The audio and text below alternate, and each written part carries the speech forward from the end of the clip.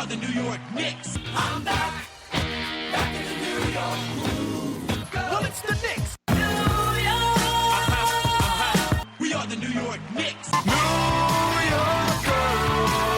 For this new season we're about to enter, the Knicks is taking no shorts, just like winter. New York, New York. New York be about the Knicks, huh? But the best thing about New York City is K-N-I-C-K-S. Everybody say go New York, go New York, go!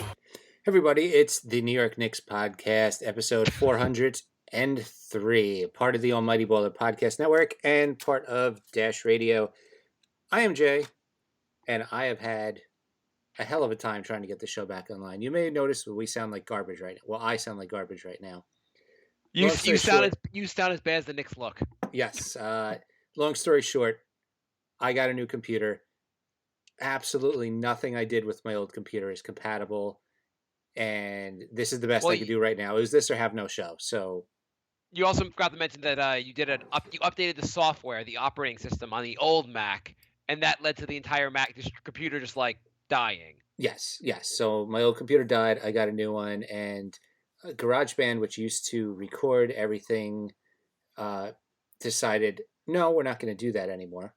And Skype also upgraded to not let us merge calls anymore. So when we do our 10 minutes with a fan, I have to call them now. So cool, huh? Everything is better now. I just found this out too. Skype doesn't count as a program now. It counts as an internet window. So the settings I had for Skype are messed up. Also, Skype sends someone over to his family to slap his mom in the face. So we are back. I have a little bit of cold just to make my sound even worse also. And we had a lot of games since we last recorded. A lot of games, a lot happened. We're not going to cover every game, but I think since last show, I'll read you all the games, everything that happened. The Knicks, they lost to the Raptors, then beat the Clippers, then beat the Raptors, then lost to the Hawks, then lost to the Rockets, then lost to the Trailblazers, and we were really, really upset. Then they beat the Heat, then they lost to the Magic, then they lost to the Pacers, then they beat the Grizzlies, then they lost to the Bulls, and currently they're down by a point to the Hawks. Did I get all the games? Probably not. So we've been gone a while, huh? We've been gone for 2 weeks. So much has happened. I think going over each game would be a completed epic waste of time, much less like Jay trying to fix the settings on his computer. It's been becoming a complete epic waste of time. But why don't we talk about what's going on with the team? Do you want to talk briefly about last night's humiliating loss to the Bulls? Sure.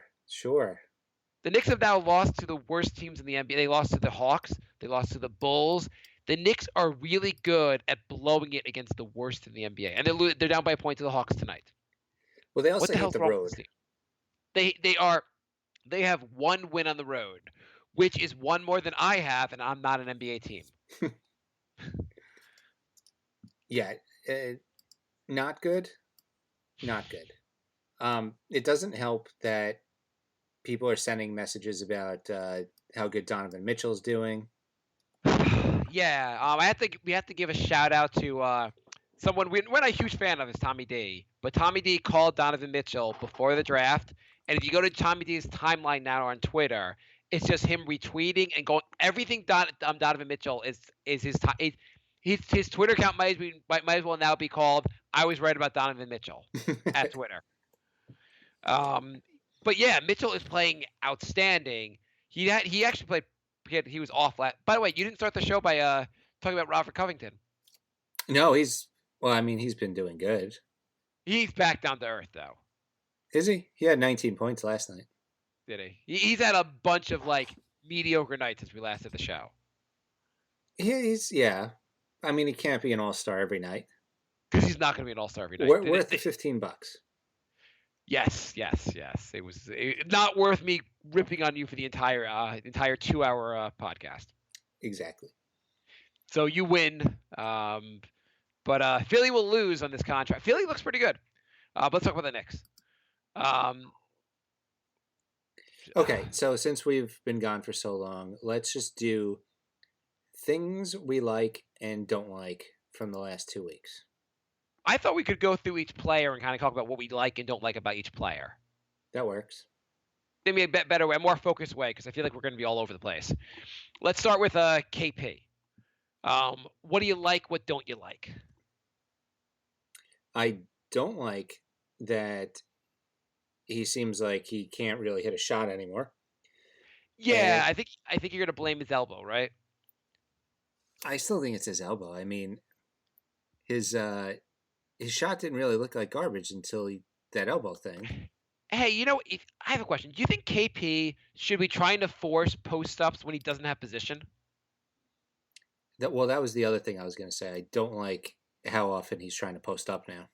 He is posting up. It is like he's learned everything from Carmelo. His defense, when at the rim, his defense is very good, but he does not come out to challenge three-point shooters. Guys shoot over him all the time. For a 7'3" guy, guys should be shooting all over him all the time. Yeah. I mean, he's got to get something like Dirk's shot. And he really should not be posting up all the time. I mean, the posting up thing is getting me. I feel like he should try to post up. If he thinks he has position, great. Get him the ball, he has position. If someone's fighting him off where he wants to be, stop posting up. Like, don't force it, basically. Like, Carmelo used to always force it. All right. So I want to talk more about KP. I know you want to move on. Yeah, I was going to say positives. When KP's not playing, this barely looks like an NBA team. Yeah, it is the Melo effect also. When the Melo didn't play, the team couldn't. Though they actually had the one game when he didn't play, actually, while we were out. They just had Cantor, and they won. The game against... which game was it? You know what I'm talking about? Oh, yeah. Is that when they beat the Heat? Right. Cantor, I mean, the thing is, like, against the Bulls last night, Cantor, Courtney Lee, and KP could not shoot for the first half of the game. So it was like you had your three best scorers could not do anything. Yeah. Which made things kind of difficult.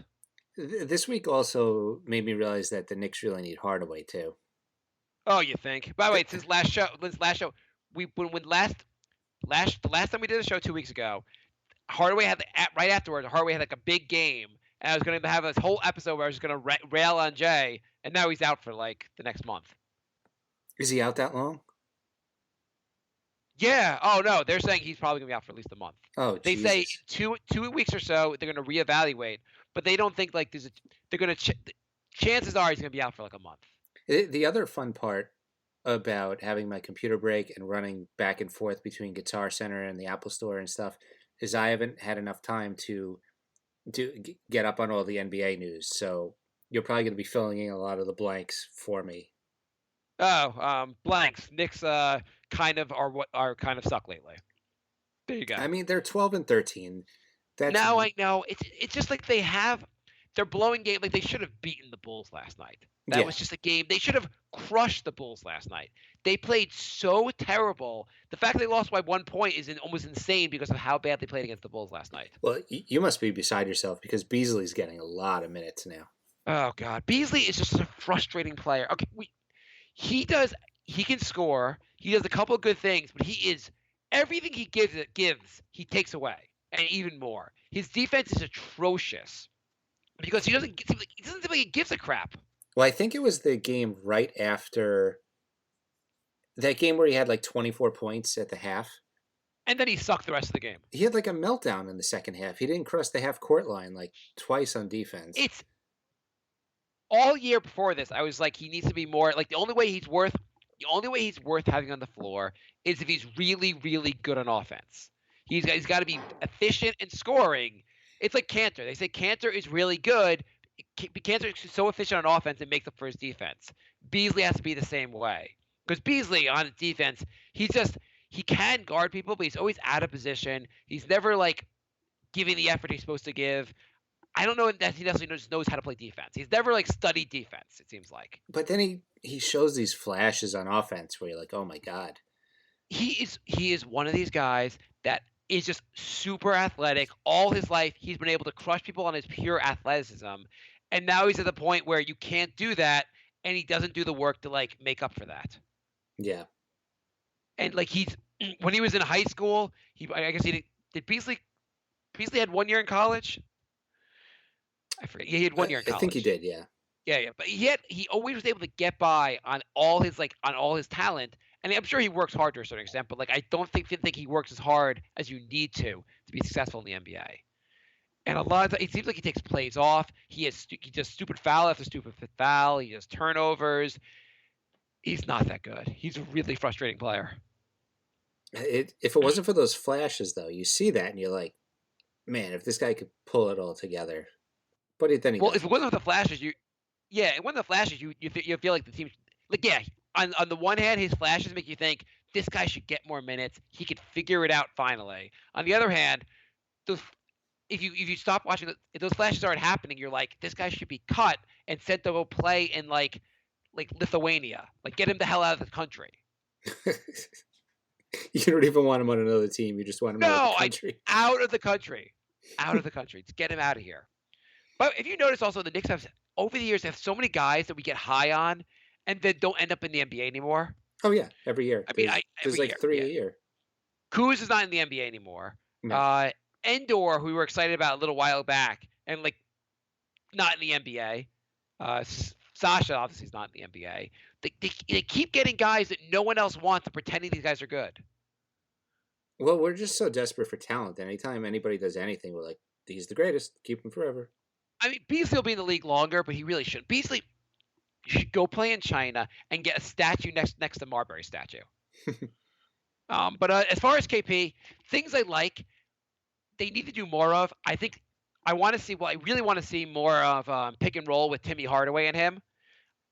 And I guess to a lesser extent, more Courtney Lee and KP pick and roll. Courtney Lee's been awesome. Courtney Lee's been awesome. But he wasn't awesome last night, but generally he's been awesome. The thing is, with Jared Jack and KP doing pick and roll, they know they can guard KP. They know Jack is not going to go to the basket. Same with Ntilikina. You can kind of like lean on KP and prevent him from getting the pass. You don't have to worry as much about collapsing on Jack or Ntilikina.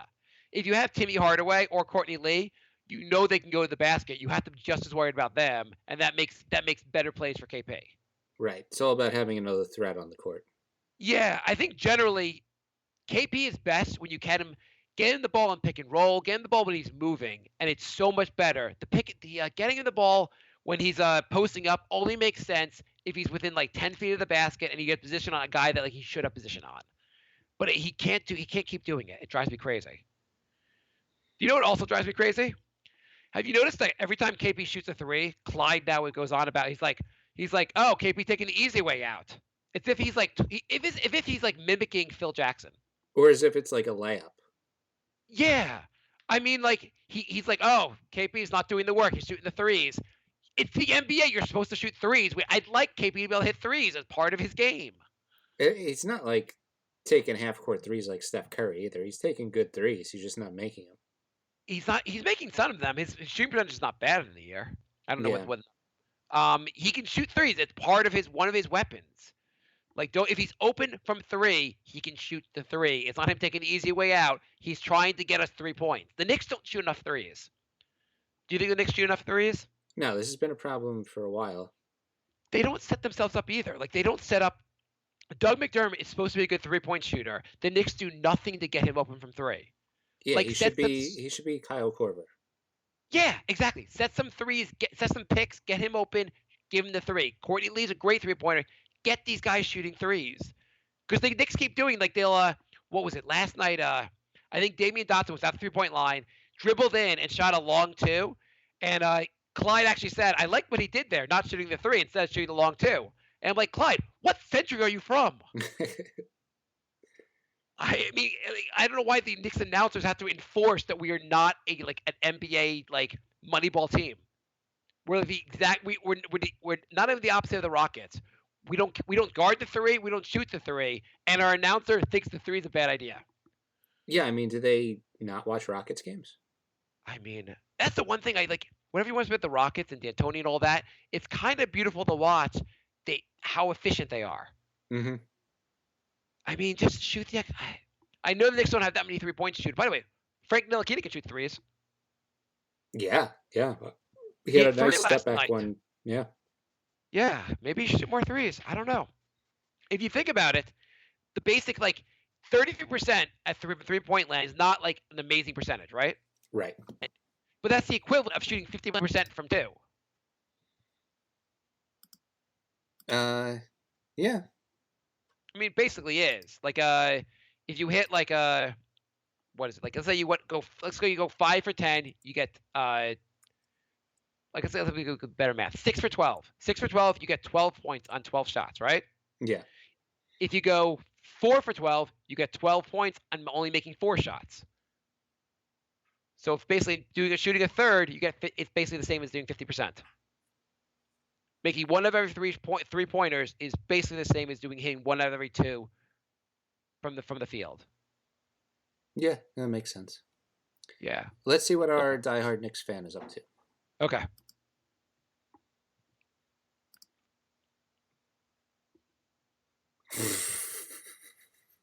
It's not working.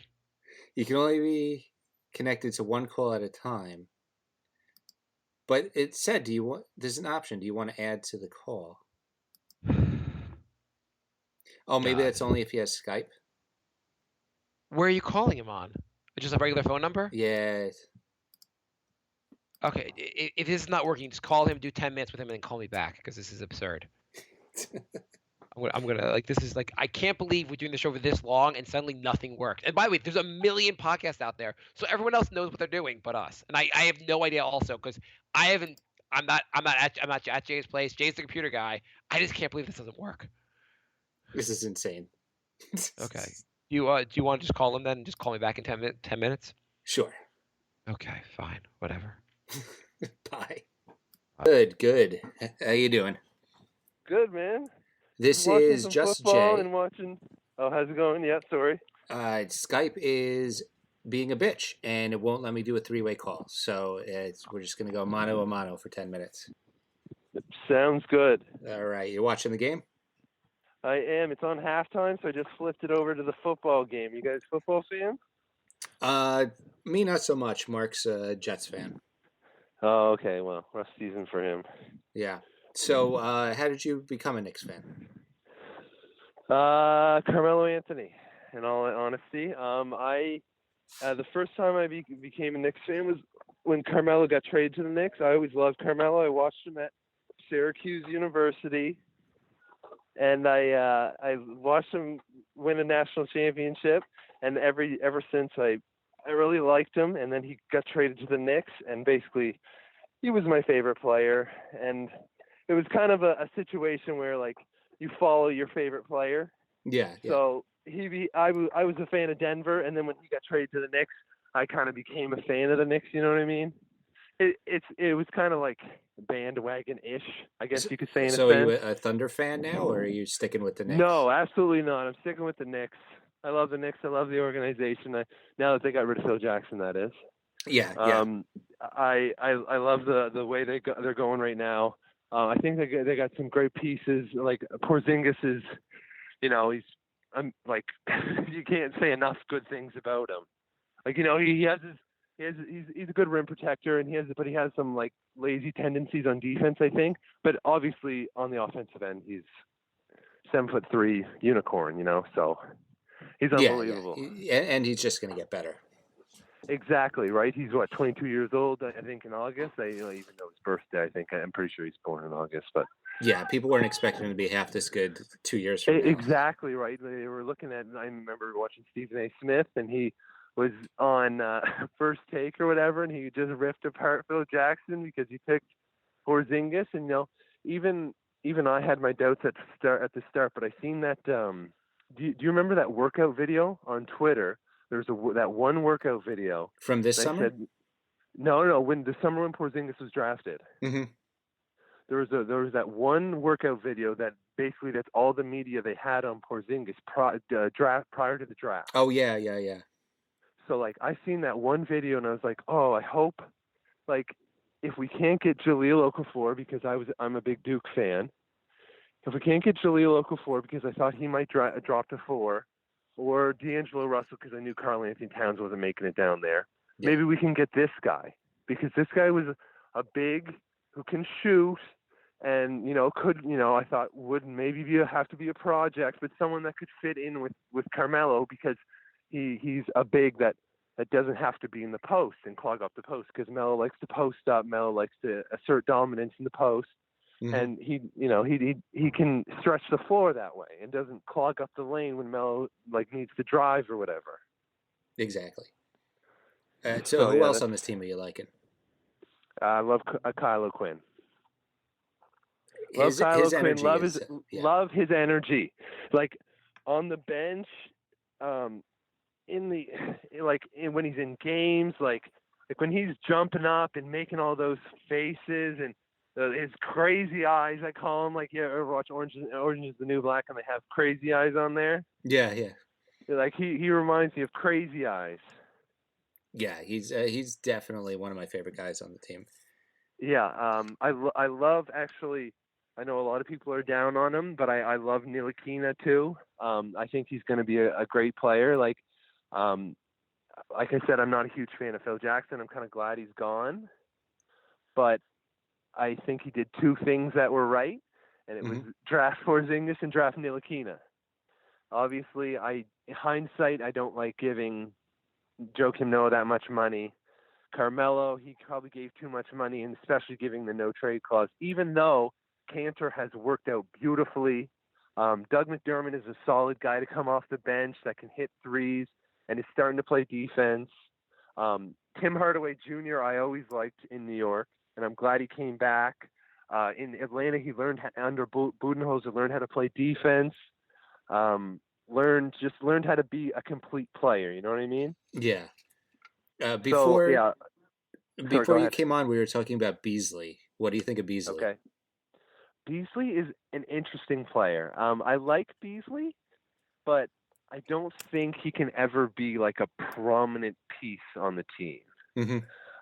Like he likes to say, he's a walking bucket, but I don't know if he's got it all there to be I don't know if he knows how to know his role, if that makes sense. You know what I mean? You know how players know their role? Yeah.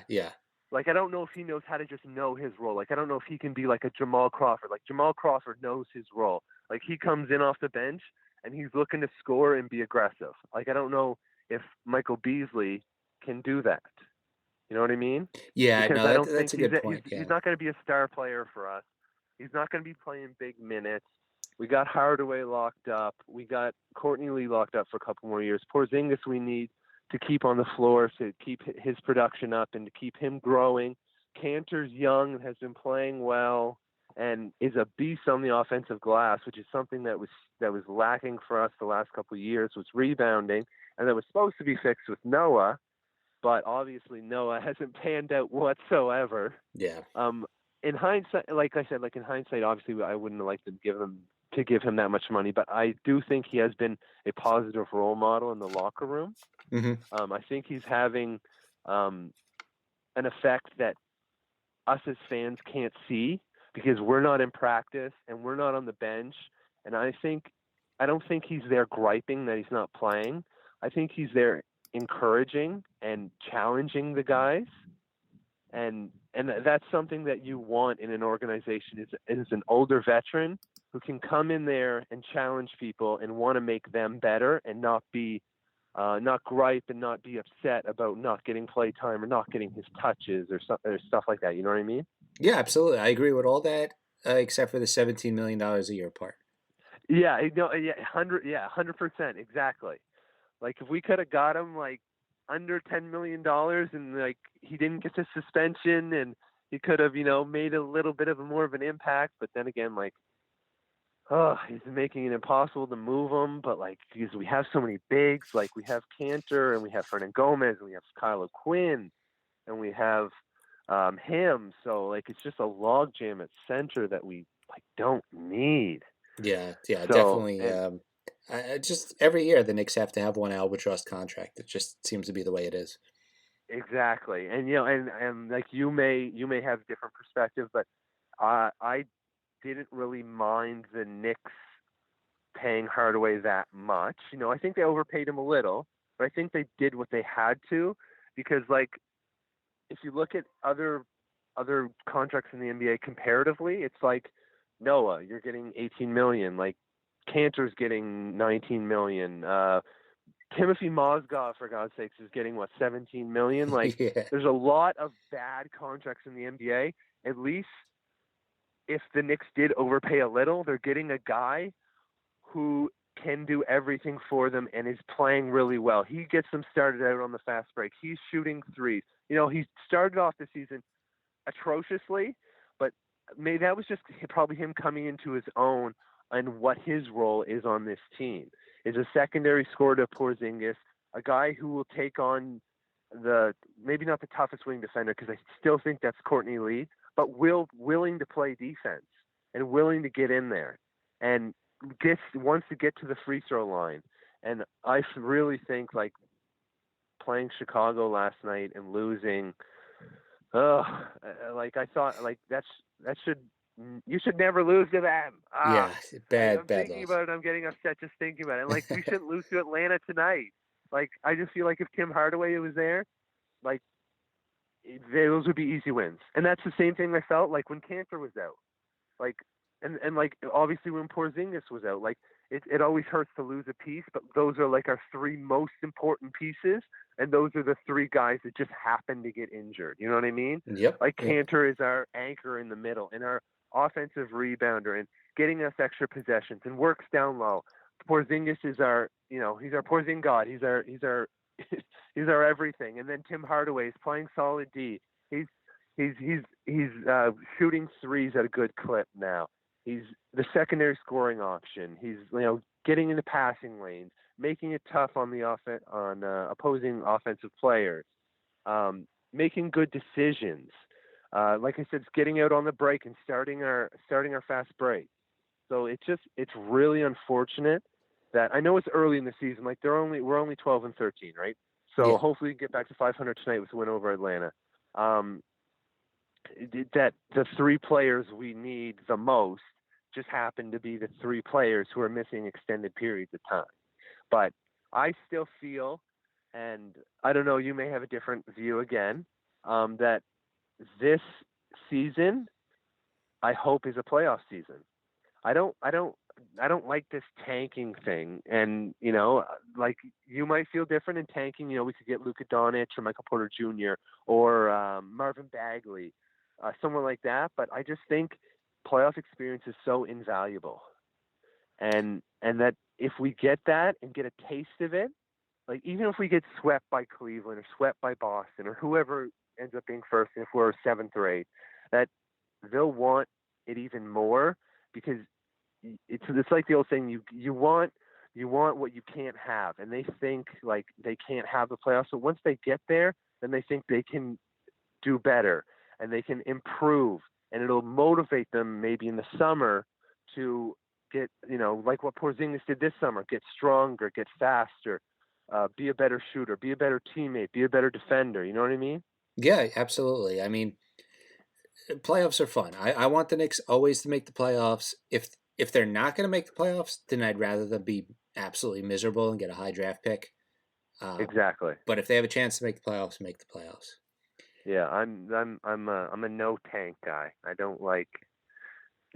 like Phillies. What they've built is exciting and nice, but like, I could care less for it. Like they got their Joel Embiid and they got their Ben Simmons, but they had to basically lose for 5 years and go through the rookies missing whole seasons to just be 7th or 8th in the East.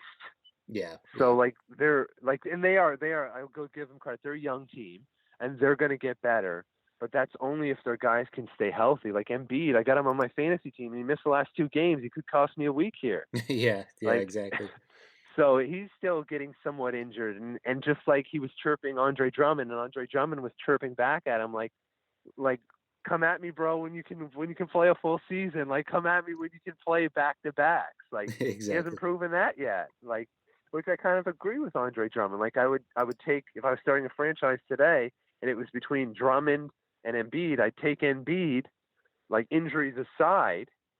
But like it's true if injuries were brought into it, like you got to prove you can be healthy, and you got to prove you can play back-to-backs, and you got to prove you can play at least 70 games a season at least. You know what I mean? Agreed.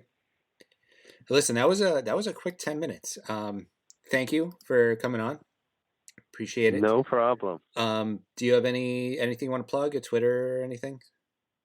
Not really. You can follow me at, I think my Twitter handle is Murphy333. I'm a huge Knicks fan. I was actually writing as a contributor for Fansided. I wrote some articles for the Raptors just because I'm Canadian, and that's where they plugged me in. Was I wanted to do the Knicks, but because I'm probably not American and I don't live in New York, and I'm Canadian, I live in the East Coast. That was probably the closest correlation they found for me. But I did try and I wrote articles about the Raptors trading for Carmelo Anthony last year and how it would help them and stuff like that. Even though I still love Melo, and he's just, it seems like every team he goes to, it's not doing it's not, I don't want to say cancer, but it's not helping them. But that could be a combination of what Russell Westbrook too, because he doesn't play well with others, so to speak. You know what I mean? So Yeah. Who knows? But yeah, thank you for having me on, and it's an honor to come on and talk about the Knicks, and I'm excited for the season. I'm actually going to Toronto to go to a Raptors game to see the Knicks in February. So I'm hoping Tim Hardaway Jr. is back and healthy, and hoping Porzingis will be healthy so I can see the full team, and we can get that'd be a nice Atlantic Division rival win there, and go towards our playoff push. Sounds good. All right, man. Have a good All right, night. Enjoy the rest of the game. You too, man. Have a good night. All right, Yeah. thanks. Take care. Bye-bye. We are back. Another good call. Cool. Was that a 10-minute call? Did you time it, or was it like a half hour? Because it seemed like I haven't heard from you in a day. It was about. It was closer to 15. Sorry about that. We time this stuff. I guess now that we have worse technology and a worse sounding show, we don't time things either. But thank you for calling. I didn't hear the call. I will hear it when I listen back to the show. Perfect. So basically, I think we left it with you that. By the way, they just had the worst. I'm watching the game on my phone while we're doing this, and they called a flagrant foul on Kyle O'Quinn. Kyle O'Quinn reached for a rebound, accidentally hit one of the Hawk players in the face, and they called a flagrant foul. It was one of the worst flagrant foul calls I've ever seen. Yeah, anything with the face is a flagrant, even if it's unintentional, which is dumb. Oh, it's just dumb. The point of flagrant fouls is that people shouldn't try to hurt each other. Accidental contact just happens. Yeah. It's a physical game. Whatever. Okay, so KP is not playing like a stud anymore. Hopefully he'll get back there. Could be the elbow. Should we talk about other players? What did you guys talk about in your 10 minutes? Do you want to recap the whole call with me? No. No. What we like, Timmy Hardaway was looking really good.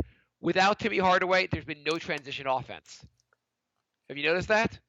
Yeah, it seems a lot slower. It's a lot more plodding. A lot more plodding. They literally just don't get transition points anymore without him. Well, one more Yeah. month, right? Yeah. Who else do you want to talk? We go to the rest of the team. Let's go a little faster because I spent a half hour on KP. Lance Thomas, what do you like? Jay, what do you like? I mean, Sorry, hang on. Team captain, team co-captain Lance Thomas. Is that true? Yes, it's true. The players voted on him as being a co-captain. Are you messing with me? I am not messing with you. Lance Thomas is a co-captain. They love him in the locker room. Wow. I'm like Why? speechless. I mean, they like him. What's the Well, problem? I mean, usually like your eighth best guy isn't team captain. Yeah, well, that apparently is. Okay, well, Yeah, you want to guess the other team captain? well, it's got to be Porzingis, right? Not. It's not. Oh, It's Ron Baker. It's Michael B. It's actually it's Courtney Lee. It's Courtney Lee and Lance Thomas. okay. I mean, Courtney Lee, I get. Yeah. Anyway, Is this new news? Did this like just happen? I thought it was new news, but it seems like this actually happened before the season. We're the best podcast ever. I didn't hear about it till 4 days ago, but like there's a New York Post article that says they were voted before the season started. You found out 4 days ago. I'm finding out now. We are the best, But they most were- informative podcast. Oh, whatever. We're as crappy as the show sounds. Before we go through the players, keep going. Oh, Lance Thomas, his defense. Here's the thing with Lance Thomas. The one thing he does well on offense, he's a decent 3-point shooter, and the Knicks never set him up for 3-point shots. Do they set anybody up for 3-point shots? They set no one up for 3-point shots. Hornacek has done a good job in many respects. Outside of like last night, he went with Frank. I'm sorry, he went with Jarrett Jack in crunch time versus Ntilikina, and Jack just got scorched on defense. But generally, he's done a pretty good time. The team is 12-13. They could be 1-25. But I feel like he plays such an old school game that it drives me insane. I don't know how he can't convince the team to guard the 3-point line. The Knicks just do not make it a priority. It's almost like it's in their charter because it doesn't matter who's coach, who's on the team. I mean, the Knicks strategy, I assume the defensive playbook says 3-point shots. Hope other team misses open shots. Right. That's the only, they win games when the other teams are missing from 3. That's really it. They don't ever guard the 3-point line. Even games they win, you see the announcers are always like, "Oh, Knicks are leaving a lot of guys open from 3, but luckily that they're missing." Right. So hey, I want to say I saw 3 articles I thought were interesting. I wanted to mention real quick. One article was about Joakim Noah, who was admitted the heights of his career are now over. His best days might be behind him. Might be. Okay. I think he admits it. I mean, are you surprised Noah's not even playing? A little bit, yeah. Yeah. I mean, we both thought he would be getting minutes even though he didn't deserve any. Yeah, I mean, I'm surprised with the Knicks also. They're playing woes lately. They just didn't give him a chance. But I don't really mind. It's just crazy that year 2 into a $71 million contract, he's become unplayable. Yeah, I mean, I'm surprised that they're not at least trying to trot him out there for 15 minutes a night. And just see what they can get. And also, Yeah. it drives me insane that Timmy Hardaway, with that contract, was actually looking like it could be decent, and now he's out for a month. Yeah. The next article I thought was interesting was on Ntilikina, talking about that they were saying basically the defensive rating, when he plays, the Knicks give up 102 points per 100 possessions. When he sits, they give up 108 points per 100 possessions. Basically, the 102 points per 100 possessions would be 8th in the league. When he sits, they're at 29th in the league. Wow. So he's making a big difference on defense. I mean, we want to go through Ntilikina right now. What do you like? What don't you like? I mean, obviously, I like his defense. Leading the Yeah. team in steals, playing like 15 minutes a game is really sweet. Yeah, he forces guys into bad. He also, like, even when he doesn't get a steal, he forces guys into making bad decisions because of his pressure he puts on them. Yeah. I like that he's starting to develop a 3-point shot. Yeah, I like that. He's trying to be more aggressive. He's just trying to I like the fact that for when he first got on the team, he made some great passes. And you're like, oh, he's got real court vision. Then he went into a mode where he was staring down every guy he was going to pass to, and so he got a bunch of turnovers. And now he's trying to find that fine line where he doesn't always pass the ball. He's a little more aggressive, and he doesn't look at the guy always when he passes to him. Well, the fact that you could see his learning curve getting better over the course of just a few games, that's a really good sign. Ntilikina, by the way, we're watching the Hawks game on, so he stole the ball. He was in the fast break. It's him and KP. What's he going to do? He's going to pass it. Right, he didn't. He went right to the basket. Nice. He missed the layup, and McDermott put it back in right behind him. But it was a great play because you assumed the defense was waiting for him to pass. Oh, it was actually Baker, not KP. But which they look nothing alike. I know that. But you assumed he was going to pass the ball, and he went right to the basket. You see these flashes where he can get to the basket, or where he thinks about his own offense. It makes him so much better. Yeah. By the way, Baker, is playing tonight. Doesn't look that bad. He looks okay in small spurts. I don't know. I can see him getting more playing. He hustles. He plays some decent defense. I kind of want Ramon Sessions cut. Yeah, I mean, he's pretty much injury insurance. I would just cut him, let Baker be like whatever. If Jack goes down, he goes down, and just bring up what's his name from D League. Who's Anybody? the point? Yes, if you can bring up anyway. Who's the guy? Literally, what's his name? Like, I don't care. Who's the point guard down there that they signed? We're the worst. We really are. I'm just I have to look now. I am retarded. We really are the worst show. We are the worst show ever now. Yeah, I want Burke, to. Trey Burke. He's been lighting things up in D League. I don't know how D League stats if they ever match up with reality, but he's been playing great down there. I want to thank anybody who puts up with this. Oh my God. Okay, the other article I and this will lead to the next player we're talking about is Cantor. So there's an article basically the Knicks are employing in its strategy much of the NBA has abandoned, and it's helped fuel their surprising start. So offensive rebounding has become a thing of the past. No one really even tries to do it anymore. And the Knicks now are making a big. Obviously, Cantor is awesome on the offensive glass, and the Knicks have been getting a lot better on the offensive glass, and that's really helped fuel them to winning, basically. I don't get why you would not want to get offensive rebounds. Well, the idea being that if you go in for the offensive rebound, you have a greater chance of the team beating you in transition. You'll get back on defense slower, basically, because you're going for the rebound. And so a lot of teams have sacrificed offensive rebounding for the sake of getting back on defense. Okay. And the Knicks being a bad defensive team, I mean, that's a fair point. Yeah. They also, I guess, the idea that because guys are shooting more threes, the rebounds are longer, so you can't attack the glass. Yeah, okay. I could see that. Longer rebounds.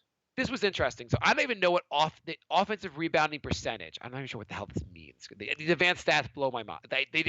I'm not smart enough anymore. It's the percentage of available rebounds that you get. Oh, how do you even calculate that crap? Anyway, so the Knicks are third in the NBA in offensive rebounding percentage at 26.7%. Okay. Interesting. Okay. The Nuggets are actually first in the league, but the Knicks are third in the league, and that's one of the reasons they have been a lot better this year. So 5 years ago, in 2012-13, 27.2%, which is so the Knicks are at 26.7%. The Nuggets lead the league at 27.2%. So let's just say 27%. Mm-hmm. 5 years ago, 27% would have ranked 13th in the NBA. Oh, wow. 15 years ago, that same percentage would have been 21st in the NBA. I didn't realize it's so frowned upon lately. It is really a thing of the past. But that's what Cantor in particular brings he's been fantastic at it, and that's made a huge difference in how the Knicks play. Interesting. I mean, he does seem to grab almost every rebound when he's out there. Yeah, no, and Kyle Quinn's been pretty decent at it too. Yeah. Actually, they say when Cantor's on the floor, the Knicks are about 27%. When Michael Beasley and Kyle Quinn, when Kyle Quinn and Michael Beasley on the floor together, the Knicks rocket to 29%. Just interesting. So what do you like about Cantor? Like, don't like? I love his attitude.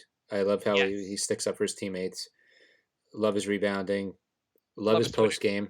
Love his Twitter account. I mean, other than his defense is nothing not to like. His defense isn't horrible. I don't think it's horrible. What do you think? It's pretty bad, but I don't think it's as bad as people made it out to be, but it's bad. If he's guarding anyone that can get to the 3-point line, he will never guard them out there. So that's one. He's not great on always switching to the right man or like staying on his man and pick and roll. He's bad on pick and roll. Yeah. He doesn't have the ups to get up basically to block. He's not a great shot blocker for his size. Like Kyle Quinn is shorter than him, and Kyle Quinn's a much better shot blocker. Yeah, it's all about the timing. Yeah. I mean, but Cantor does a lot. I mean, they say basically before the season, I remember reading an article about how Cantor is so good on offense. He's so efficient on offense that he makes it worthwhile to have him out on defense. And if you look at his offensive rating versus defensive rating, the Knicks play better with him on the floor, flat out. Though he has some nights where he's really off, and like Against Chicago, he was really off. Jared Jack. I'm torn on Jack. I mean, he's been better than I expected him to be. I mean, he's a veteran point guard that brings stability. He doesn't turn the ball over all the time. He's not electric. He might be the 30th best starting point guard in the league, but he's not bad. I feel like he's a really good backup point guard. Unfortunately, he's our starting point guard. So there are a lot of people calling for Ntilikina to start. Do you think still Ntilikina should be the starter? No. I think it's insane for people to keep saying he should be starter. If you watch what Ntilikina's done, you let him earn being a starter. On nights he plays well, let him get more minutes. But a lot of times Ntilikina hasn't looked that great. To say he should be starting is ridiculous. Yeah, I mean, do we really want him covering like John Wall? Well, I'm fine. He's a better defender than. Do you want Jared Jack covering John Wall? No, that's a good point. Never mind. Yeah. And I'd rather have him. I just think like some nights he looks. Ntilikina, he's young. Some nights he looks like trash. Some nights he looks really good. Let him earn the minutes. Like I don't want to just say like make him play 30 minutes and lose all confidence when he looks like when he looks like trash. Give him a few less minutes and like. It's also helpful to have him against the backups some of the time. I think people would be calling for that less if the Knicks did not have Jack starting. Yeah, if you had a decent, like if the Knicks had, I guess their plan originally was to get, or if Phil Jackson was here, he wanted to get, who's the guy that went to Sacramento? Utah's old point guard? George Hill? Yeah, he wanted George Hill. So Phil Jackson's plan, they said, was instead of getting Timmy Hardaway, basically like what the Knicks did, he would have gotten George Hill. And if you had George Hill, people would have just say George Hill should start. Yeah. Even though I think he's kind of sucked this year in Sacramento. Yep. But Jared Jack is not that good, so I Courtney Lee. I've always been a fan of Courtney Lee. Do you think I asked this on Facebook? Everyone said I was wrong. Everyone said no to this. Do you think Courtney Lee could score 20 points a game? Not on a consistent basis. Yeah, maybe him averaging 20 points a game might be a little high, but he could average a lot. I think he could push it to 17 or 18 points a game. The Knicks should get him. It's harder when Timmy's playing also, but he's a good scorer. He's Yeah, just not. He's the I guess so. He said Hornacek said in one of his press conferences after one of Courtney Lee's big games. He said that he's been trying to get Courtney Lee to shoot more for the last like year and a half. He keeps telling him to shoot more, keeps telling him to do it, and Courtney Lee's finally like listening, I guess. I mean, he's got a good shot, like a really good shot. And what was funny also, so they were talking about this on the ESPN radio, and I forget who else was the host on it, but Wally Zerbiak was on also, and the callers that joked to Wally Zerbiak, the coach never needed to tell you to like not to shoot more. If you remember Zerbiak as a player, he shot a lot, right? Yeah. Zerbiak comes back and goes, shoot more. My coach told me to shoot less. My coach was crazy. I shot 50 from the field, 40 from the three-point line. Why am I going to pass to a guy that's going to shoot 40%? From he's like, they should be setting me up so I was shooting more. That's a fair point. No, he's right. You look back at his stats. He shot 50 from the field, 40 from three-point line. They should have been giving him more shots. I think he had a good point. It was really funny, though. He was just like immediately was like, no, I should have been shooting more, not less. I can barely talk. Is it noticeable? Oh, it's ruining the audio of the show. Oh, God, this show's bad. Sorry, folks, but we wanted to at least have a show rather than just another week of nothing. I don't know when this is going to be fixed. Jay might return his computer, get a whole new computer. He might switch from Mac to the PC world. Yeah. Courtney Lee, though, should the Knicks be setting him up for more three-point shots? Should they be like going out of the way to work him into the offense? Shouldn't they be going out of their way to work 3-point shots into the offense? Okay. Michael Beasley. So we agree, Courtney Lee, outside of a rough shooting like against the Bulls, we like, and he played great in the fourth quarter. We like everything he's doing, right? Absolutely. He's one of my favorite players on the Knicks. Do you want him traded? No. I mean, if you remember, he was one of the few free agent signings that I actually was happy about. Like in Knicks history. Yeah. Knicks history.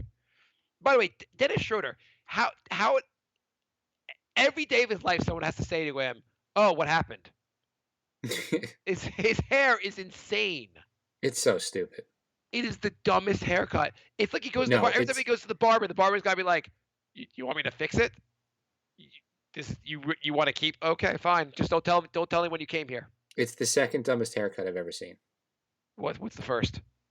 That guy who had the patch of hair in the back of his head. You remember that?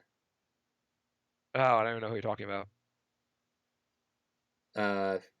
Yeah, you don't remember that he had nothing on his entire head, but like the back of his head had It's like a patch of hair on it. It sounds familiar, but I can't think of who. Lynn Sandy also has had some dumbass hair. Yeah, But Schroeder takes I takes the cake as the stupidest hair I've ever seen in an NBA game. Michael Beasley, what do you like? Well, we went through Beasley already, kind of. You don't like anything. Doug McDermott, what do you like? What don't you like? I mean, I like his 3-point shooting. He's been pretty consistent. He's had a couple off games, but By nothing the way, too bad. not to interrupt you, Ntilikina was just drove and shot like a pull up jumper from like 10 feet away and made it. He's looking better lately. He looked good against Chicago. I like him being more aggressive. It's nice. Okay. So do you expect more from Doug McDermott on offense? I do. Some games he plays 25 minutes and he takes like 5-6 shots. I feel like he's looked better than I expected on defense, and offense, like sometimes he just disappears. Yeah. So he's going to be a free agent. What do you think he would get on the free agency market? And I'll tell you in a second why I asked this question.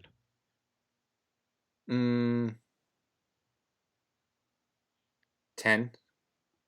Yeah, I can see that. He probably maybe a little less. I don't know. Drew Gooden was the player, by the way.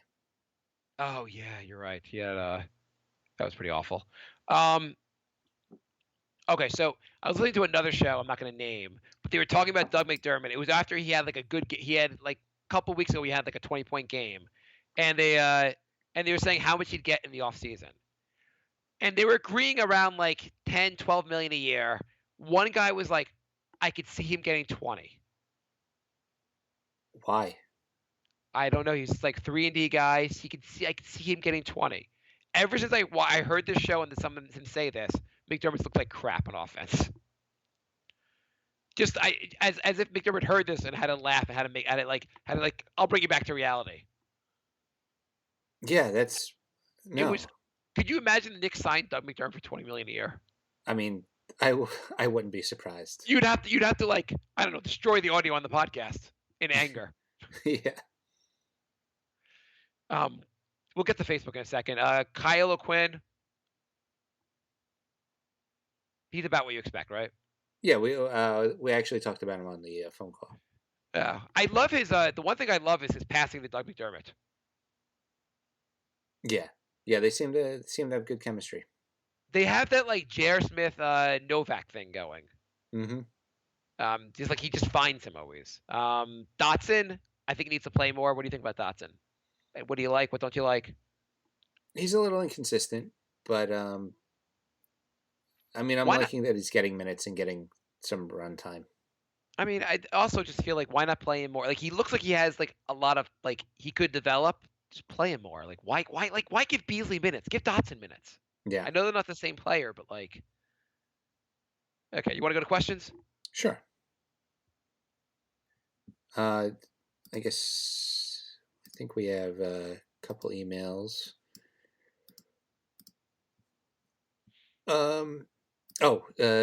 Jorge writes, guys, I love how you guys are promoting the dollop. You should do a dollop style episode in the history of James Dolan and the Knicks, kind of like the Trump episode they did. Yeah. Off season. Yeah, I think that might be a good idea for the off season. You have to be the person that does the research. Yeah, I'll do all the work all the time. It's good. Yeah, I mean, you already do. You're already. I mean, I spend all the time working on make sure the podcast gets up and also gets recorded. Mr. C writes, hey guys, do you think KP's flying start has gone to his head and made him think he has to follow Melo's iso ball style? I think his early season form came from getting good shots from good ball movement, but recently seems to me he's started posting up 20 feet from the hoop against good defenders and then getting stripped or just jacking up a bad shot. Yeah, I couldn't agree more. I think a lot of it definitely was ball moving, getting him the ball. Like getting him the ball where he could like get the better shot, and now he just jacks up things too often. Yeah, Do you still think he's gonna be an all-star? probably. Yeah. So what his numbers look like lately? Let's see. Like on the season now, he's at. I mean, he keeps falling. He's at 25 points a game, 46% from the field. By the way, he's at 39% from the 3-point line. He should still shoot more threes. That's a Yeah. good percentage. Those are all-star numbers. Yeah, he's still an all-star. Paul writes, great mini show. Wish you did those every week. I wish Mark wouldn't call the coach horny or Kyle cock. I don't want to censor you guys, but still you can be funny about being too graphic. Been listening to your Knicks podcast a few years now, and you guys are great and do an awesome job. He recommended a place for pens, but we still have a lot of them, so thank you for the recommendation. No, I read this email before, 2 months ago, whenever we last did a podcast. I liked the email, and yeah, I'll try to use I'll try to use Kylo Quinn and Hornacek more often. I think it's a fair point. I think that's it for emails. There are no other emails? If there are, we'll get to them next week. We're running long. Okay. Facebook's a goddamn mess. I'm gonna try to do some of the questions from last week also, but not 2 weeks ago. And there aren't that many questions because I think people got tired of writing questions. Jason writes, guys, you need to have a meeting with your board of directors to discuss Jason's future with the Knicks podcast brand. It's time for Mark to use his juice skill and will to learn basic computer editing and AMD uploading. Alex writes, Scott Perry looks like a cross between Mark and Morgan Freeman. Did you just spell out and? It said AMD. Oh, I thought you said A-N-D and then just... Okay, never mind. Yeah. So do you think Scott Perry looks like a cross between me and... Like, if me and Morgan Freeman had a kid together, which would be hot, do you think we'd have Scott Perry? Sure. Rob writes, why do you guys drink beer out of ass cracks? That's the second time we've gotten that. Is that like a saying or? I don't know. I can barely talk with my voice right now. Bry, who's sometimes on the show, says, I think Tommy D is behind all of this. Gilliam writes, is this the way the show is going to die? I always wondered if when the show became big and you received hundreds of questions in mail, if one of us who had been listening from the start would get prioritized to still get to ask a guaranteed question. It's just funny that as soon as we like hit our all-time high in downloads, then the show breaks. I'm not going to hit everyone's question. I'm going to try to do some past questions. These are fast. Nick writes, how does someone, Kylo Quinn, play for 17 minutes and not take a single shot? Patrick writes, Jay is totally Derrick Rosing the team. Rob writes, Jay is made of lies and gravy. Andrew writes, did Jay's computer get a virus because he was looking at KP's highlights on a pornographic website? Andrew writes, did Jay put in a bad Yelp review against the technical difficulties yet? I love how supportive everyone is about my ongoing struggles. Yeah. Let me find the other questions from. I should have this queued up. I do not have this queued up. What did you do for the 17 minutes during the phone call? Well, luckily there's a Knick game on, so I just watched the Knick game. Yeah, good for you. Yeah. What else would I do? I don't know. Prepare for the show. Oh yeah. No, yeah, I didn't do that. Frank writes, "What's Jay using for an operating system? Windows 95." Are there any Knicks questions, or are these all just ripping on my computer? Kenny writes, "Need more Covington updates, please." Well, that I could provide. Here, I'll get some actual questions here. This is from last week. Frank writes, Kylo Quinn has looked like the second coming of Chris Wilcox lately. You know, last night Covington had 5 threes and 4 steals. Fake news. Gilliam writes, 2 seasons. By the way, did you? Apparently, Donald Trump, according to a New York Times article, has like a dozen Diet Cokes a day. That seems not healthy. I mean, shouldn't she be dead? Yeah. Not wishing or anything. I'm just like, isn't that like if you have more than like 5 a day, they like it's usually just die. Like there has to be enough poison in there. Gilliam writes, 2 seasons ago the Knicks started 22-22. Last season they started 16-13 before collapsing. I ask you if you thought it was for real this time and why. I don't remember exactly what you said, but you said yes, it would be different. So last year we thought it'd be different. So right now Knicks are 11-11. Or I guess right now 12-13. Are they going to collapse? By the way, Knicks are up by 6 against the Hawks right now, so they could end up being, if they win tonight, 13-13. Is this year different, or is it the same? The Knicks are about to have a lot more road games than home games, and as we said before, their away record is not good. I mean, it's definitely possible.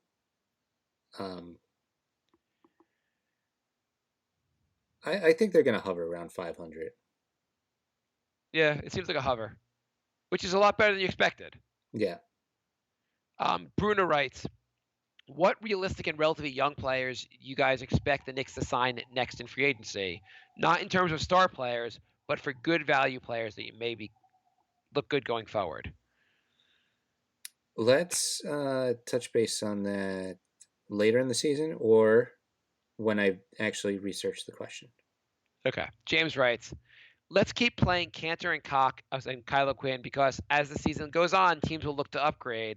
They are not the type of talents that will bring high picks, so keep that in mind. I would like to know what is being done to get Frenchie improved offensively. Lately, not only is his scoring and shooting down, but assists and steals are down also.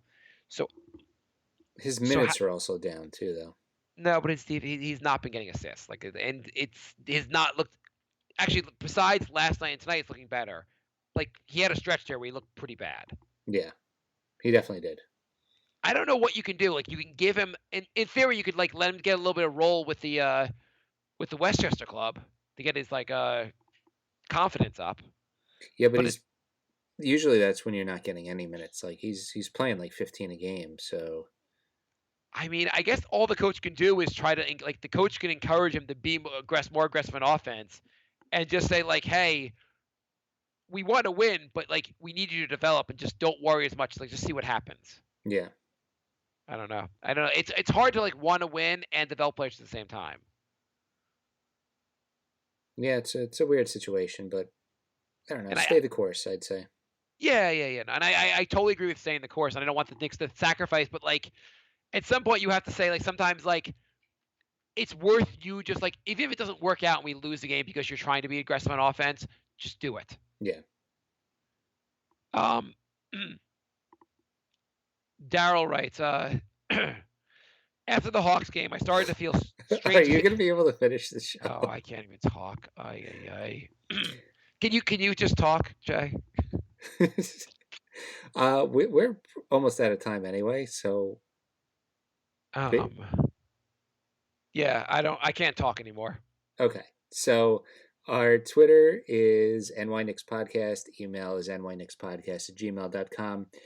Patreon, I may have to buy another new computer, so patreon.com/nynixpodcast.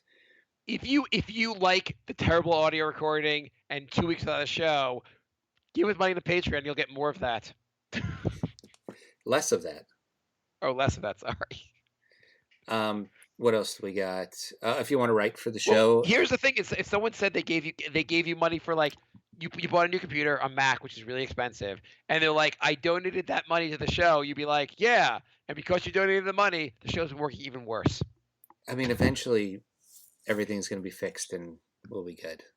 This won't be the end of the show. This is not the last show we'll ever do together, Jay. No. Okay.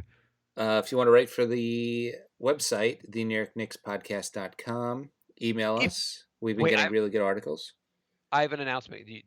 Can I put in one, Jay? Yeah.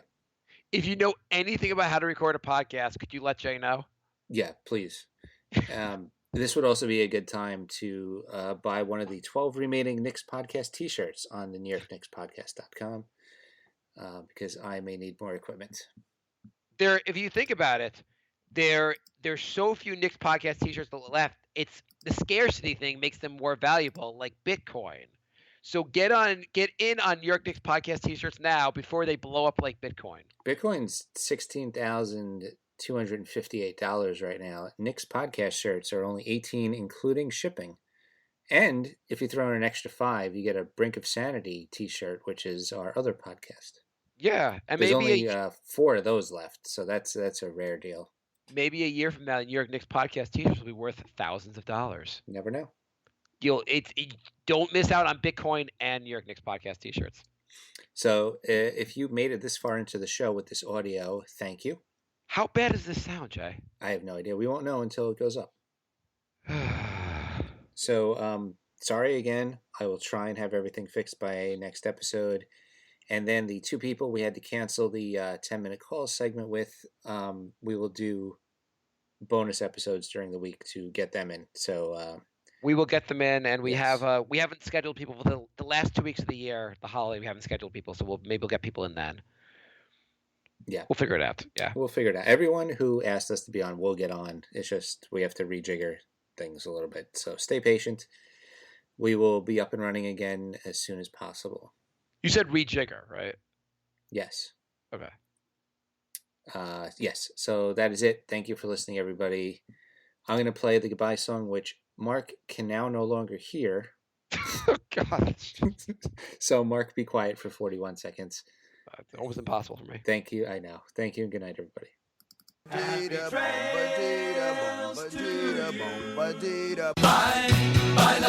Goodbye, everybody.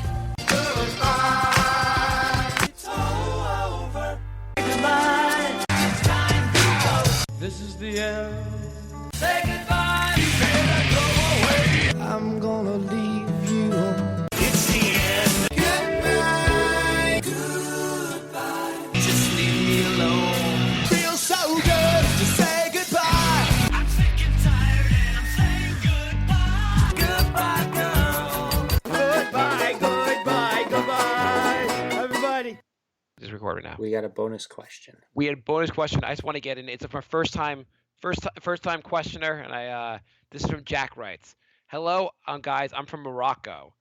Which that's why I'm getting it in because he said he's from Morocco. I started following the Knicks four years ago, meaning that I never saw them in the playoffs. After that, we saw off them this season. After what we've seen of them this season, do you guys think that this time they will present in the postseason? Keep up the good work. Thank you, Jack. Are they going to postseason, Jay? Yes or no? It's going to be so close. I predicted them to finish in 9th at the beginning of the season. I mean, I feel like if Timmy Hardaway can come back and play well, they have a shot. I'm going to say right now, it's not even January. I'm going to be optimistic. I'm going to say yes. Okay, there we go. There we go.